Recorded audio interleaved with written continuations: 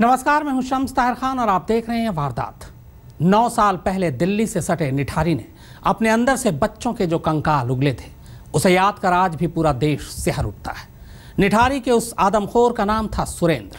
अब 9 साल बाद दिल्ली में रविंद्र नाम का वैशी जो कुछ उगल रहा है, डर है कि कहीं गिनती निठारी से ऊपर न निकल जाए।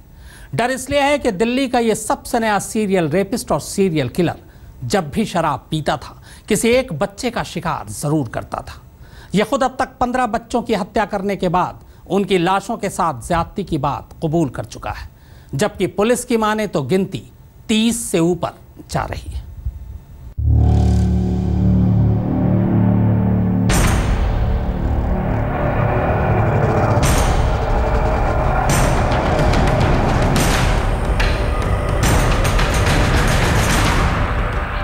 बारह बच्चों के साथ किया मैंने। उनका गला दाब के उनको मार के उसके बाद करता था मैं उनके साथ।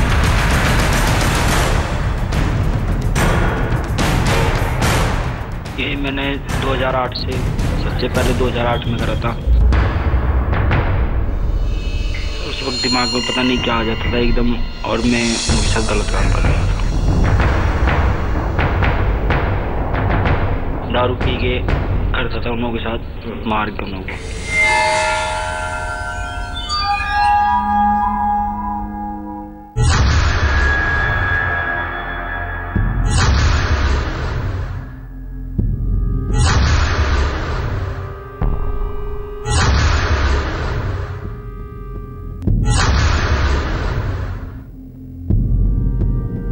बहुत ही भयंकर और जो घटिया अपराधी को हम पकड़ने में सफल हुए।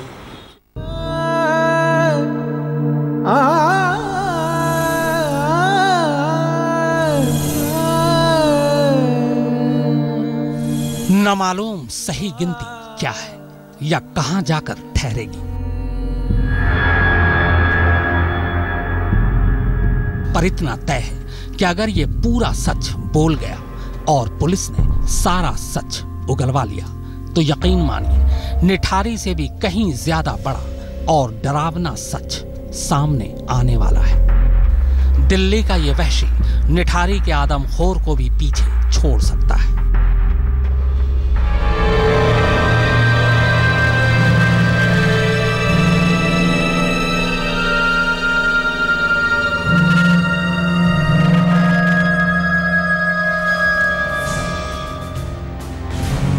नौ साल पहले किसी को भी गुमान नहीं था कि दो कोठियों के बीच का संकरा रास्ता एक ऐसे राज को अपनी आगोश में छुपाए हुए जो जब फाश होगा तो दुनिया सिहर उठेगी। वो निठारी था, बस्ती के बीच बसा वो निठारी जिसमें बच्चों का कब्रिस्तान बना दिया गया था। 20 से ज्यादा मासूमों के कंकाल अकेले इसी नाले में उगले तो कुछ इस वहशी के निवाले बन गए। वो निठारी था और उस निठारी का आदमखोर था सुरेंद्र कोली, जिसके गले से फांसी का फंदा न जाने क्यों अब भी दूर है। वो सुरेंद्र था, ये रविंद्र है। वो निठारी का शैतान, ये दिल्ली का वहशी। सुरेंद्र कोली की हैवानियत की दास्तान सुनने और सुनाने के लिए भी कलेजा चाहिए था। रविंद्र की कहानी भी सुनने और सुनाने के लिए दिल पर पत्थर रखना पड़ेगा।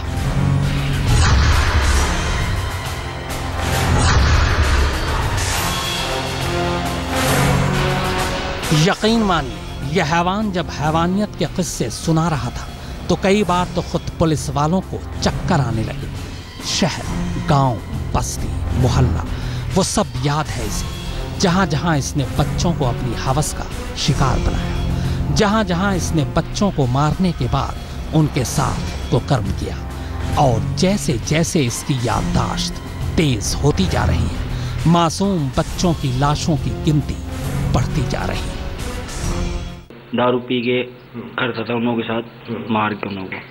कैसे करते थे? किन बच्चों को पकड़ते थे तुम? जी, जो छोटे बच्चे होते थे वो। कैसे, क्या तुम्हारे दिमाग में क्या रहता था उस वक्त? उस वक्त दिमाग में पता नहीं क्या आ जाता था एकदम, और मैं उनके साथ गलत काम कर रहा था। ये तो बस शुरुआती लिस्ट है जो इसके कबूलनामा के बाद तैयार की गई है। अभी वो लिस्ट बननी बाकी है जो गुमनाम कत्ल के हैं। दिल्ली की लिस्ट, दिल्ली के बाहर उत्तर प्रदेश की लिस्ट, जिसमें ये खुद कबूल कर रहा है कि उसने बहुत से बच्चों को मारकर अपनी हवस का निशाना बनाया था। मगर उन जुर्मों का सारा हिसाब किताब दिल्ली और यूपी के थानों में दर्ज ही नहीं है। मगर इसकी याददाश्त पर खुद पुलिस हैरान है कि इसे अपने हर शिकार का चेहरा आज भी याद है। बस बच्चों की तस्वीर देखते ही ये बता देता है कि इसने कब और कहां उनका शिकार किया था। इसीलिए पुलिस को यकीन है कि इसकी याददाश्त के सहारे वो इसके शिकार की सही गिनती तक जरूर पहुंच जाएगी। बस डर एक ही बात का है कि कहीं ये गिनती सोच से भी आगे न निकल जाए। ये डर इसलिए भी है कि इसने हमेशा बच्चों को तभी अपना शिकार बनाया जब ये शराब पीता और नशे में होता। पर क्या ये शराब 2 या 3 महीने में बस एक ही बार पिया करता था?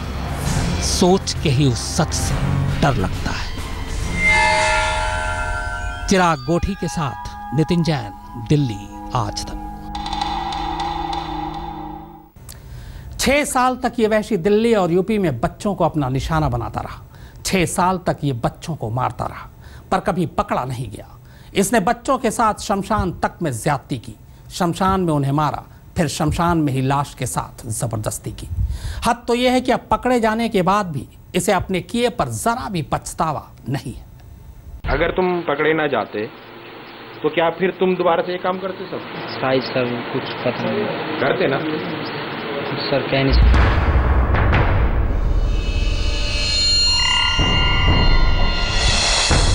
12 रेप और कत्ल की बात खुद कबूल कर चुका है।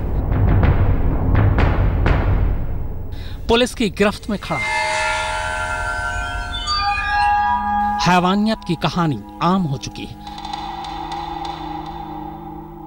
पर फिर भी वहशीपन देखिए कि अपने किए पर पछतावा तो छोड़िए, ये भी नहीं कह रहा कि अब ऐसा नहीं करूंगा। हालांकि इसने जो किया है फांसी से कम सजा तो बनती नहीं, यानी खुली हवा में सांस लेना अब मुश्किल है, पर फिर भी ये नहीं कह रहा कि अब नहीं करूंगा, बल्कि ये कह रहा है कि कुछ कह नहीं सकता, यानी मौका मिला तो फिर से कर सकता है।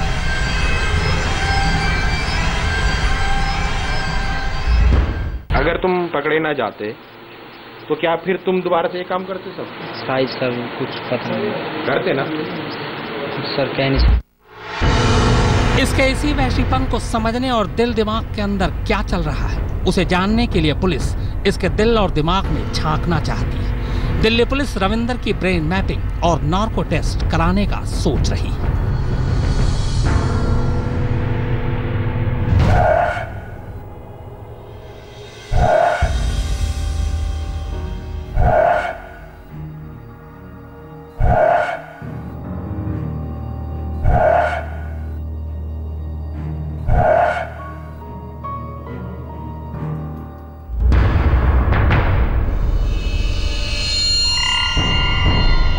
अब तक की पूछताछ में जो कुछ सामने आया है उसके मुताबिक रविंदर शराब के साथ साथ गांजा भी पीता था। इसी के बाद नशे में वो रात को घर से बाहर निकलता।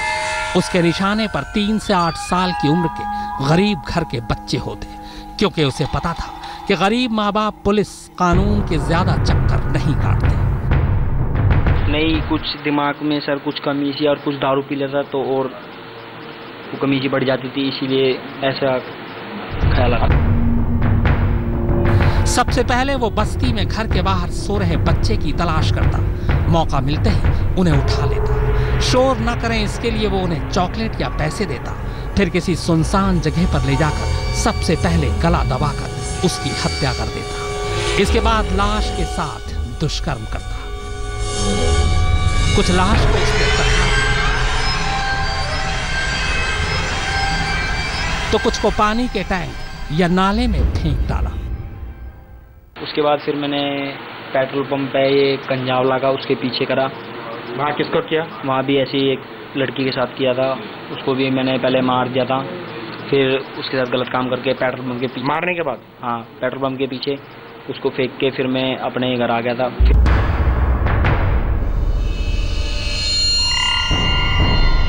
रविंदर का परिवार 1990 तक यूपी के इसी कासगंज के गजडुंडवारा गांव में रहता था।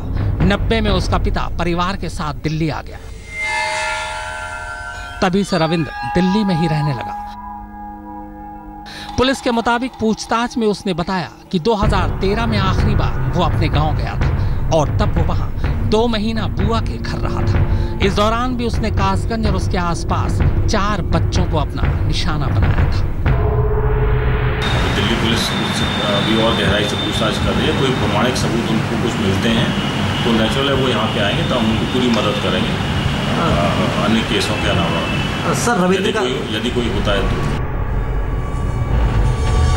अब जरा सोचे, अगर ये पकड़ा न जाता तो न जाने और कितने बच्चे इसका शिकार बनते, क्योंकि ये बात तो ये खुद कह रहा है। अगर तुम पकड़े ना जाते तो क्या फिर तुम दोबारा से ये काम करते सब? शायद सर कुछ पता नहीं करते ना सर, कह नहीं सकते। चिराग गोठी और अनुज मिश्रा के साथ नितिन जैन, दिल्ली आज तक। गिरफ्तारी के बाद जब रविंद्र ने अपना मुंह खोला तो गिनती 12 तक थी, पर अब जैसे जैसे वो और मुंह खोल रहा है गिनती बढ़ती जा रही है। दिल्ली पुलिस के मुताबिक अब तक की पूछताछ में अकेले 12 मामले तो दिल्ली के ही सामने आ गए, जबकि यूपी के मामले अलग हैं। बकौल पुलिस गिनती 30 से भी बहुत आगे जा सकती है।